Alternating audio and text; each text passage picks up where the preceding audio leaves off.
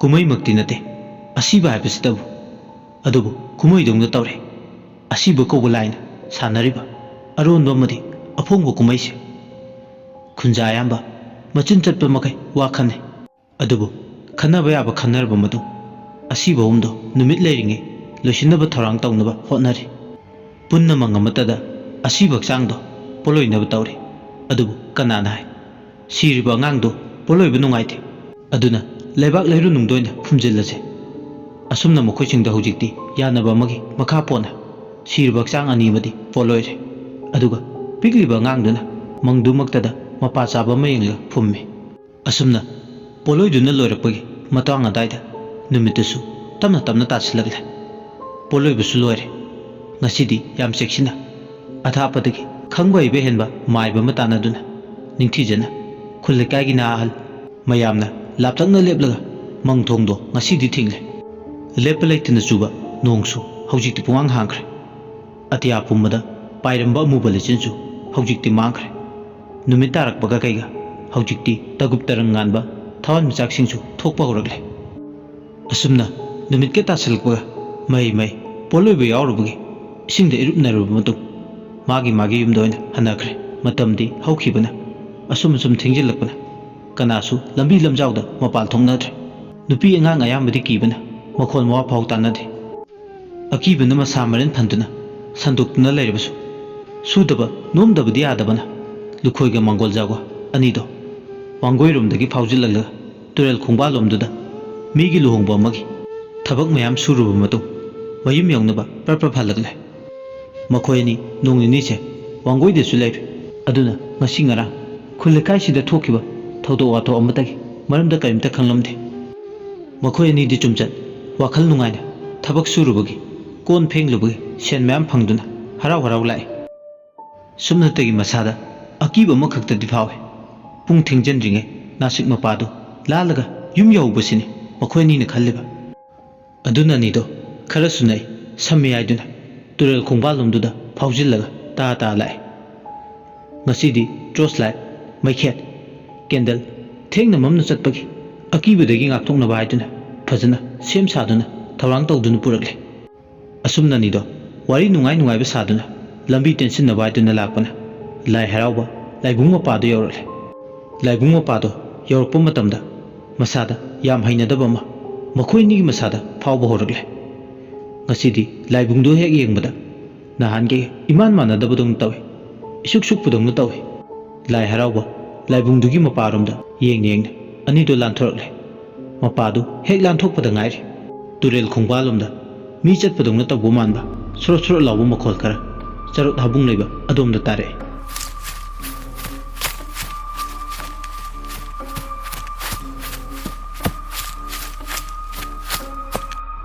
anido hojikti karino makhol do haid ingang ne yengduna le chalambadagi chaplepe mangol jaw made lukhoi awai khum tongnare ita makhol do tabra tai ita mi chatpa jalo turel da khoi chupa natraga in chunbaga kadai diginu da hojikpu lambi lamjaw da kanamta chatpa ju ude ngasidi pungsu pangtheng thengbadi nate khangde ta awoiba khulle kai sida nong makangna thokliba thodok atok singsina yaman khibana kanasu mopal thongning lamaroida adudi da turel khongbal da tariba makolsina kari khangde de da kari makono hui hogdongga oirambasue asumna ni do ngangnaringe tanja atuda turel khongbal mi chen budongna tawsu manba kari gumadana utukumba ma septharga godrong ontharga takhibdongna tawba manbagi ithil amasu makhoi ni da phawre ani do amambaduda mitke yengne aduga sumna inere ita yengdadi yenglursiba kari lege do amta yenguse yungaw bakara sodum turel khongbalumda hangsil langga yu thakpujo dum yawbani yungaw bai man khibana chatpa ngamdabadagi turel khongbalumda onthabasu mamangai di yawri duni hoita madu soirambe adudi ta ibani amta turelomda kumtharaga yengusiba asumna yenglusi aduna hoi haiduna yanare amma maduda khutta torch light pai kana lei haiduna kapla ꯇꯨꯔꯦꯜ ꯈꯣꯡꯕꯥꯜꯂꯣꯝꯗ ꯀꯨꯝꯊꯔꯛꯑꯦ ꯀꯨꯝꯊꯔꯛꯄ ꯃꯇꯝꯗꯨꯗꯗꯤ ꯅꯣꯡꯒ ꯇꯥꯈꯤꯕꯒ ꯈꯔꯒ ꯅꯥꯜꯂꯦ ꯄꯥꯏꯐꯝꯁꯨ ꯂꯩꯇꯦ ꯑꯅꯤꯗꯣ ꯈꯪꯍꯧꯗꯅ ꯑꯃꯨꯛꯇ ꯆꯞ ꯃꯥꯟꯅꯅ ꯁꯤꯠ ꯅꯥꯟꯊꯗꯨꯅ ꯈꯨꯠꯇ ꯇꯣꯔꯆ ꯂꯥꯏꯠꯇꯨ ꯄꯥꯏ ꯖꯤꯔꯤ ꯖꯤꯔꯤ ꯍꯥꯏꯗꯨꯅ ꯂꯐꯨ ꯀꯥꯔꯒ ꯅꯥꯟꯊꯕꯒꯨꯝꯅ ꯅꯥꯟꯊꯔꯦ ꯑꯗꯨꯝꯅ ꯈꯪꯍꯧꯗꯅ ꯂꯩꯌꯥꯏꯗꯨꯗ ꯁꯤꯠꯇꯨꯅ ꯖꯤꯔꯤ ꯖꯤꯔꯤ ꯅꯥꯟꯊꯗꯨꯅ ꯁꯤꯠꯄꯅ ꯇꯨꯔꯦꯜꯒꯤ ꯂꯩꯌꯥꯏ ꯃꯄꯥꯟ ꯈꯝ ꯊꯦꯡꯕꯗꯨꯗ ꯃꯈꯣꯡꯗꯨ ꯁꯥꯡꯅ ꯇꯤꯡꯊꯣꯛꯂꯒ ꯐꯝꯂꯒ ꯂꯩ ꯑꯅꯤꯗꯣ ꯑꯗꯨꯝꯅ ꯇꯧꯕꯗꯨꯗ ꯀꯔꯤ ꯋꯥꯈꯜ ꯈꯜꯂꯨꯔꯕꯅꯣ ꯈꯪꯗꯦ ꯇꯧꯔꯤꯕ ꯃꯇꯧꯗꯨꯗ ꯈꯪꯍꯧꯗꯅ ꯑꯗꯨꯝꯅ ꯖꯤꯔꯤ ꯖꯤꯔꯤ ꯅꯥꯟꯊꯕꯗꯨꯗ ꯏꯁꯤ ꯁꯤꯛꯀꯩ ꯇꯨꯔꯦꯜ ꯂꯩꯌꯥꯏ ꯃꯄꯥꯟꯂꯣꯝꯗꯨꯗ ꯃꯈꯣꯜ ꯍꯧꯅ ꯅꯣꯛꯑꯦ ꯏꯇꯥꯎ ꯏꯕꯣ ꯏꯁꯤ ꯁꯤꯛꯀꯩ ꯄꯨꯛꯂꯤ ꯄꯥꯏꯔꯒ ꯋꯥ ꯋꯥ ꯅꯣꯛꯂꯤ ꯑꯅꯤꯗꯨꯒꯤ ꯅꯣꯛꯄꯒꯤ ꯃꯈꯣꯜꯗꯨꯅ ꯇꯨꯔꯦꯜꯒꯤ ꯂꯩꯔꯥꯏ ꯃꯄꯥ ꯋꯥꯡꯃ ꯂꯥꯟꯅ ꯆꯠꯈꯤ ꯈꯣꯟꯊꯥꯡ ꯌꯩꯅ ꯇꯨꯔꯦꯜ ꯈꯣꯡꯕꯥꯜꯂꯣꯝꯗꯨꯗꯅ ꯑꯏꯪꯕ ꯅꯨꯡꯁꯤꯠꯁꯨ ꯃꯅꯤꯡ ꯃꯈꯥ ꯇꯝꯅ ꯅꯣꯡ ꯍꯥꯡꯂꯕ ꯃꯇꯨꯡꯗꯒ ꯁꯤꯠꯄ ꯅꯨꯡꯁꯤꯠꯀ ꯑꯣꯏꯔꯦ ꯑꯏꯪꯕ ꯅꯨꯡꯁꯤꯠ ꯑꯣꯏꯅ ꯁꯤꯜꯂꯛꯑꯦ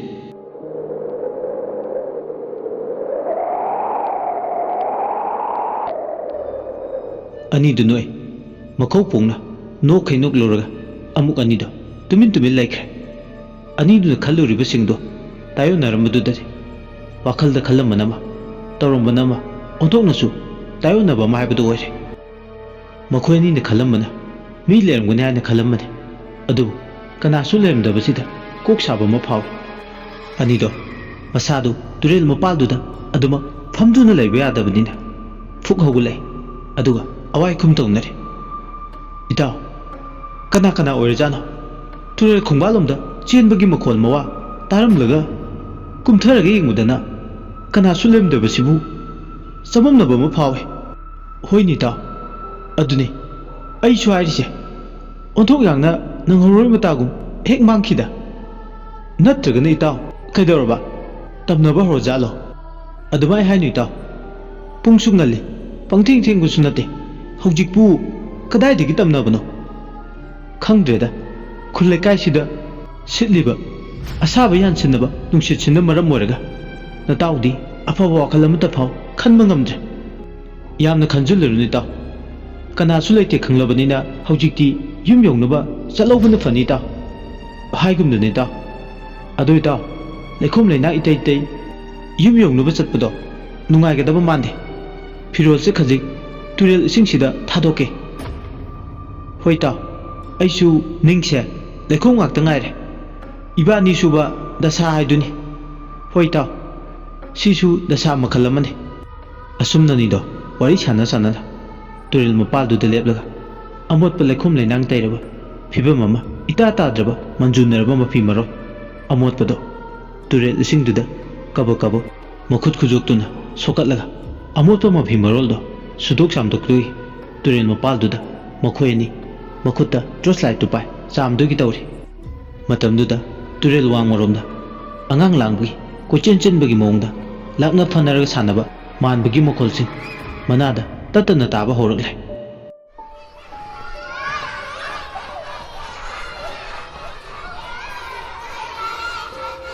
ꯑꯅꯤꯗꯣ ꯏꯉꯛ ꯉꯛꯅ ꯑꯃꯨꯛ ꯌꯦꯡꯅꯩ ꯑꯗꯨꯒ ꯑꯃꯨꯛ ꯋꯥꯔꯤ ꯁꯥꯟꯅꯩ ꯀꯩꯅꯣ ꯍꯧꯖꯤꯛ ꯑꯃꯨꯛ ꯑꯉꯥꯡ ꯂꯥꯡꯕꯒꯤ ꯃꯈꯣꯜꯁꯤꯅ ꯍꯧꯖꯤꯛꯄꯨ ꯀꯔꯝꯕ ꯃꯃꯥ ꯃꯄꯥꯅ ꯃꯆꯥꯁꯤꯡꯕꯨ ꯅꯨꯃꯤꯗꯥꯡꯁꯤꯗ ꯁꯥꯟꯅꯔꯨꯆꯣꯅ ꯊꯥꯗꯣꯛꯀꯗꯧꯔꯤꯒꯦ ꯈꯪꯗ꯭ꯔꯦꯗ ꯏꯇꯥꯎ ꯂꯨꯈꯣꯏ ꯑꯣꯟꯊꯣꯛ ꯑꯣꯟꯊꯣꯛꯄ ꯍꯥꯏꯗꯨꯅꯤ ꯑꯗꯨꯒꯤ ꯁꯔꯨꯛ ꯑꯩꯈꯣꯏꯒꯤ ꯇꯧꯐꯝ ꯊꯣꯛꯄ ꯇꯧꯕ ꯂꯣꯏꯔꯕ ꯃꯇꯨꯡ ꯌꯨꯝꯗ ꯆꯠꯍꯧꯕꯅ ꯐꯅꯤ ꯍꯣꯏ ꯏꯇꯥꯎ ꯑꯁꯨꯝꯅꯅꯤꯗꯣ ꯋꯥꯔꯤ ꯁꯥꯟꯅꯗꯨꯅ ꯉꯛ ꯅꯣꯝꯅꯔꯗꯨꯅ ꯂꯩꯈꯣꯝ ꯂꯩꯅꯥꯡꯁꯤꯡꯗꯣ ꯇꯩꯊꯣꯛ ꯆꯥꯝꯊꯣꯛꯇꯨꯒꯤ ꯍꯣꯠꯅꯔꯤꯕ ꯇꯟꯖꯥꯗꯨꯃꯛꯇꯗꯅꯤ ꯇꯨꯔꯦꯜꯒꯤ ꯏꯁꯤꯡꯗꯣ ꯂꯩꯌꯥꯏ ꯃꯄꯥꯜꯗꯨꯗ ꯏꯊꯛ ꯏꯄꯣꯝ ꯅꯥꯏꯅ ꯇꯞꯅ ꯇꯞꯅ ꯌꯩꯁꯤꯟꯕ ꯍꯧꯔꯛꯂꯦ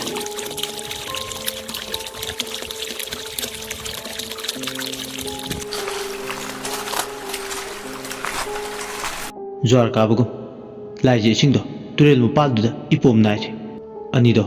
ꯅꯨꯡꯁꯤꯠꯅ ꯁꯤꯠꯄꯒꯤ ꯑꯣꯏꯔꯖꯥꯠꯂ ꯈꯜꯂꯦ ꯑꯗꯨꯕꯨ ꯂꯝꯇꯥꯒꯤ ꯅꯨꯡꯁꯤꯠꯁꯨ ꯌꯥꯝ ꯏꯪꯅ ꯆꯤꯛꯅ ꯂꯦꯡ ꯂꯦꯡ ꯇꯨꯔꯦꯜ ꯈꯣꯡꯕꯥꯜꯗ ꯉꯁꯤꯗꯤ ꯌꯥꯝ ꯏꯪꯅ ꯆꯤꯡꯅ ꯂꯦꯝꯅ ꯂꯦꯝꯖꯕ ꯁꯥꯖꯠꯇ ꯇꯞꯅ ꯁꯤꯠꯂꯤ ꯑꯅꯤꯗꯣ ꯇꯣꯔꯆ ꯂꯥꯏꯠꯇꯣ ꯀꯥꯞꯄꯦ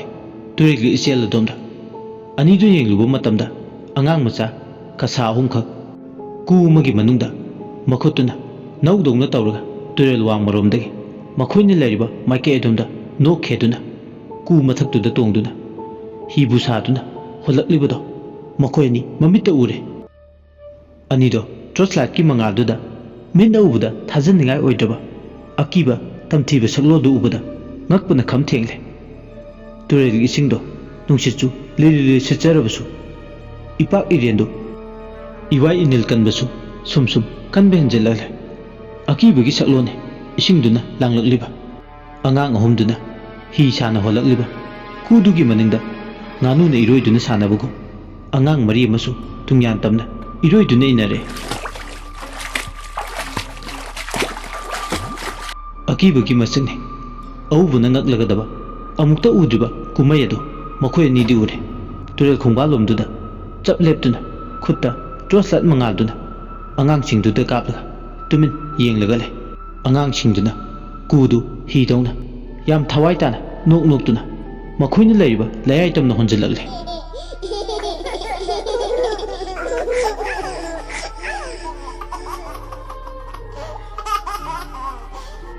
khangawdana lukhoido tumin ninglambadagi taibang wakhal tarakpadong tawi angangsingdugi kumai yengbada ngayakti makhoisingdo pangtharure itaw mongolja aikoi ni soidna angangsingsi makhutta soidana yaibi thawai thaba tare hoi taw chelawrasi sida leiradi ibani sibam napom khanglaro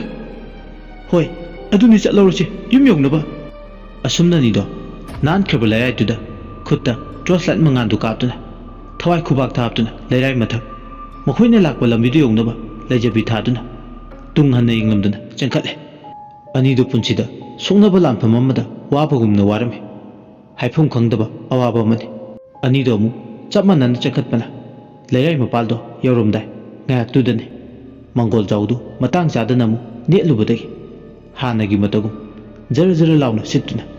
amu ananba leirai-duda nanthakre karimta yanaba masado ngaglo oinabaga amta lehaude jara sithakibada lukhoidi makuta torchlight tu pai koilaw lawi itaw asumna masu leblamnaga yam haina akang bakhalaga mataw mangol jaw kandaba yade habagi matako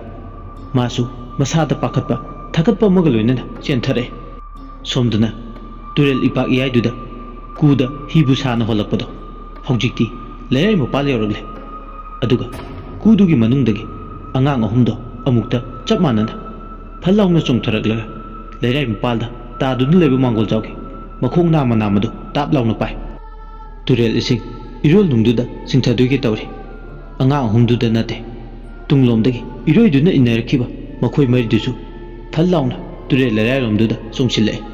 aduga angang tarituna mangol jawbu halage matagu songsille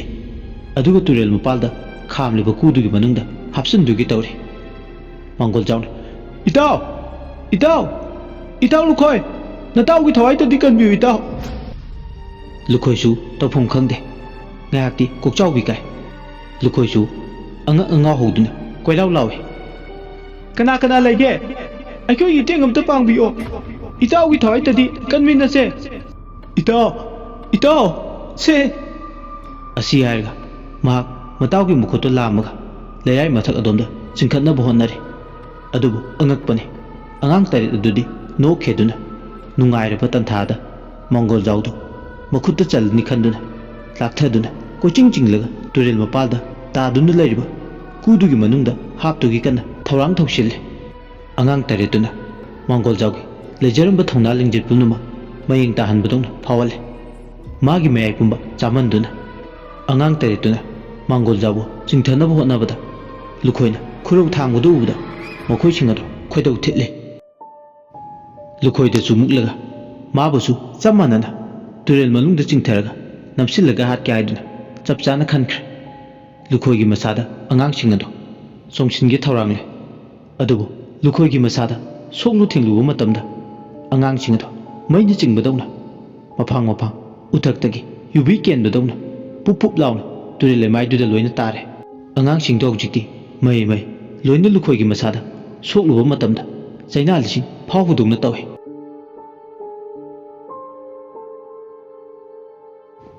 warisi kunchuba tangkak matang asida losinjare mayamna warisi tabiraga adomgi motadu kamenda thambiram amadi channel asibu nusibiduna like amadi subscribe tawba kawbigana losilakpada mayam ikoknona amukan khurumjari.